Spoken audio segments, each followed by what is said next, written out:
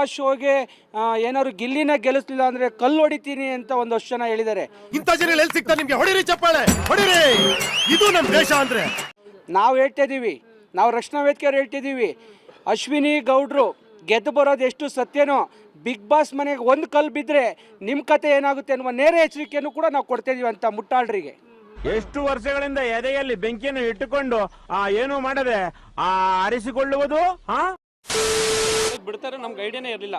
ಒಳಗೆ ಬಿಟ್ಟರು 3-4 ಅವ್ರ ಬಗ್ಗೆ ನಾನು ಡಮ್ಮಿ ಮಾಡ್ತಾ ಇಲ್ಲ. 3-4 ಕಂಟೆಸ್ಟೆಂಟ್ಸ್ ಬಂದರು. ಅವಾಗ ಒಂದು 2 ಬಾಡಿ ಗಾರ್ಡ್ಸ್ಗಳನ್ನ ನಿನ್ಸಿದ್ರು. ಗಿಲ್ಲಿ ಅವ್ರು ಬಂದಾಗ 6 ಜನನ ನಿನ್ಸಿ ಯಾವ ಬೋಳಿ ಮಗ ಹೇಳಿದ್ರಿ? ಏನ್ರಿ ಅದು ಮಾತಾಡೋದು? ಏನ್ ಮಾತಾಡ್ತಾರ್ರಿ? ಯಾವನ್ರಿ ಅವನು? ನಮಗೆ ಸ್ವಾಭಿಮಾನ ಇದೆ. 3-4 ಗಂಟೆ ನಮಗೆ ಗಿಲ್ಲಿ ಅವ್ರಿಗೆ ನೀವು ಯಾವ ರೀತಿ ನಡ್ಕೋಬೇಕು ಅಂತ ಕೊಟ್ಟಿದ್ದಾರೆ. Gilli craze Colors Kannada big ಬಾಸ್ಗೂ ಗೊತ್ತಿದೆ ಗಿಲ್ಲಿ ಕ್ರೇಜು.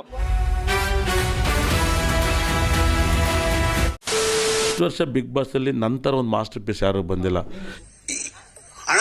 ಇವತ್ತು ಬರೀ ಗಿಲ್ಲಿ ಬರೀ ಮಾತಾಡ್ತಾರೆ, ಒಂದು ಅಡುಗೆ ಮಾಡಿಲ್ಲ, ಗೇಮ್ ಚೆನ್ನಾಗಿ ಆಡಿಲ್ಲ.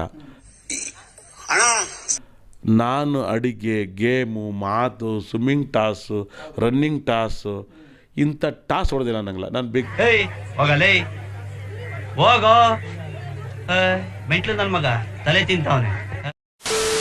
ವೇದಿಕೆಯಲ್ಲಿ ನಾನು ನಿನಗೆ ಥ್ಯಾಂಕ್ಸ್ ಕೂಡ ಹೇಳ್ತೀನಿ. ನಿನ್ನಿಂದ ಒಂದು ಪಾಠ ನಾನು ಕಲ್ತಿದ್ದೀನಿ.